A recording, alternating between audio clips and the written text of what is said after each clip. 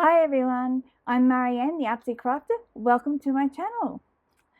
As a crafter, you don't always know how much stuff you've collected until you're moving house, or in my case, I moved my craft room from a spare bedroom in my house to a cabin in our backyard. I don't know if you saw the video where I talked about that. It was a few months ago now. It took me a few days to make the move, and I only brought down what I needed most, leaving the rest to bring down later. Well, this last weekend was later, and when I went through my recycling boxes, I didn't realize just how many paper bags I had collected. This is just some of my bags. Here is the rest. So it's all stuffed in there. I couldn't fit any more in if I tried. So I decided I didn't want to collect any more bags until I've used all these up. So I decided to make a journal using paper bags as the pages. I've seen people use maybe a couple of bags in their journals, usually a journal cover like this, with a paper bag, that kind of thing, and they just fold it over and that, and then you might find bags being a pocket or two, whatever, all that kind of thing. But I didn't want to do that. I didn't want to just put all the bags together and have a whole heap of bags like this, where you end up with just a whole heap of pockets. I didn't want like a pocket journal, I guess you could call it. I wanted something that was more like a regular journal, I guess. So this is what I came up with. This one. So I also had a lot of book covers, from books that I pulled apart. I had all those there, sitting there on my shelves, not doing anything. So some of them looked really interesting and had some really decorative spines. And so I thought, well, I'm making the journal out of paper bags. Why not make the cover out of book spines? So that's what I did. I'll show you the process of how I made the journal later on in this video. But now, on the back of this journal, I use part of the back of, one of those removable book covers that you find on a hardcover book. It's a bit like this one here. This is one of my husband's books and the ones he reads. I love the texture and the color and designs, so I use that. This has one of those vinyl feels to the paper, so that's what I use there. So next, I will give you a brief look through the journal. So I use one of these paper bags for the cover, though it has a soft cover, and then I covered the front and the inside with book pages. So on the inside I inked them because I wanted something just to add a little bit of a decorative element to it. And then here's what I did with the all the paper bags that I have used to make this journal. Sorry, I'm trying to think and talk at the same time. It doesn't always coordinate very well. So this one here I made a little side pocket, as normally happens with these. This one here is a little top pocket here, so you can see, if I can get my finger in there, it's a top pocket. This one here I just opened up and I just folded it over, so it's doubled the thickness, so it gives you a nice page, nice crinkly. The one thing I love about this journal is you've got lots of, if you like all that crinkly sound, then this is full of crinkly sounds, different crinkly sounds. So it's absolutely wonderful. I absolutely love it. So, and this one is a thicker paper bag that I opened up and I folded up and made a bottom pocket. This one is got a side pocket. This one here has no pocket. I actually, to reinforce the top, because I was closing it in, I just folded over the top because it's thin.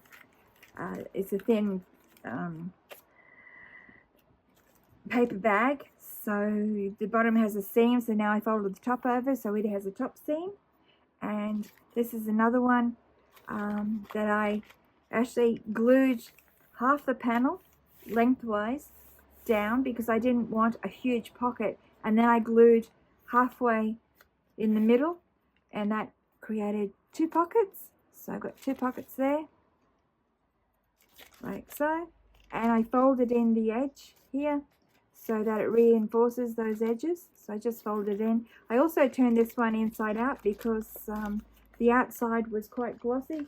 You probably won't be able to see that, but you can see it's quite glossy, and I didn't want the glossy on the outside, so I turned it inside out so it's not so glossy, and I like that nice crinkly sound it makes. This one here is just part of a bag that I cut down, and I just made a little page. This one is, again, I opened up the bag and I folded it over to reinforce the edge, make it stronger. This one, each one I did differently and I can't remember. And this one's another one I open up, and then I just, this side has a deeper side flap than this one, so just to vary it up. So each side I treated differently in some of them. So this one's another one I just folded over and to reinforce the edge. This one is a flip over. This one has, the other side had the 2 pockets that I made. This one doesn't have any pockets. I just glued it closed, so it's a nice firm page. This one I opened up this paper bag, whereas I closed it the other side, and I slid it open this side to make a side pocket.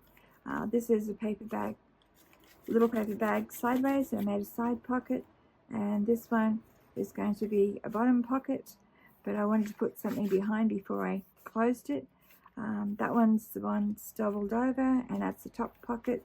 This one here is totally enclosed. Yes, it's totally enclosed, so it's just a book page, and that's it. So that's how I've put all that together. I also did, because these are thinner pages, I did a 5-hole pamphlet stitch just to reinforce the spine so it's nice and sturdy. And then on the edge here, I used this here. I trying to find the one that had the solid color. I had a black one, but I must have used it all up. I did some travel journals a long time ago, so I must have used it all up, and I've never used this one, and it's just a super tough duct tape, and it has a filigree pattern. You'll see in as I show you how I put all this together, how I cut this tape. You can look forward to that. Anyway, I'll go on. The next one is just showing you, and I'll do a voiceover of how I constructed this journal, and then I'll do a second second tutorial and show you how I decorated these pages. So when you see them, they'll be all decorated. Oh, the other one I did forget, with this pouch here on that cover, I actually folded this up because it had a natural crease. This one doesn't have it, but it had a natural crease in this one here. So I made the pocket on the outside, because if you made the pocket on the inside, it'd be hard to get in and out. So this is going to be a pocket here. I haven't closed it over. I wanted to make sure all the glue had dried before I actually closed it over. So how it is. So I'll clean up all this mess, and we'll get on with showing you how I constructed this journal. After trimming the top edge of the bag measured 9 inches across, or 23 centimeters by 12 inches high, or 13.5 centimeters. I then folded over the side and back side pocket and used the glue to glue all the flaps down on the sides and close the end.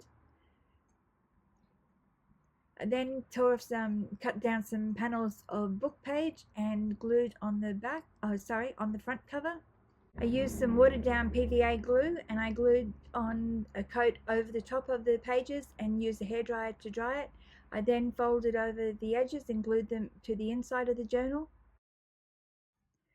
Next, I inked around the strips of the book pages and I covered the inside of the journal. And then I used the hairdryer to dry it once again.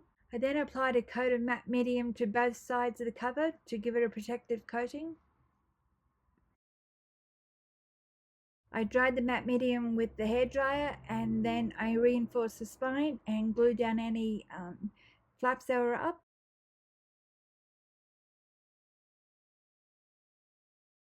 And then it was time to decorate the cover. I attached the book spines first, and then with the back panel I measured it to size, cut it out, and then I used some sandpaper to sand off the shiny surface so the glue would adhere much better. After that, I measured the spine tape and attached that, and the cover was finished. The last step was to sort out the pages and send them into the journal cover, and the journal is finished. Okay, there it's all done now. You've seen how I put it all together. It was heaps of fun to do, absolutely heaps of fun. I absolutely love it and I can't wait to decorate it and show you.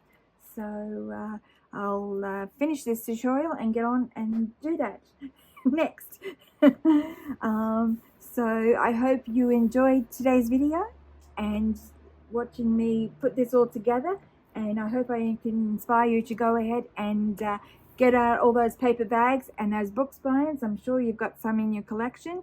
If you haven't, go down to your local charity shop or wherever you get secondhand books and grab some, and and some paper bags, of course, and come and journal along with me. And we'll in the next video I will be decorating the pages, as I said in the beginning, and so you'll see how I did that.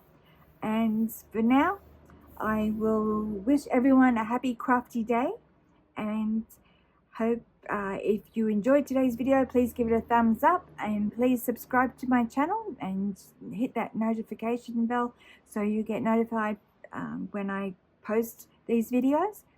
So I'll say goodbye for today, and I will see you all in the next video. Bye everyone.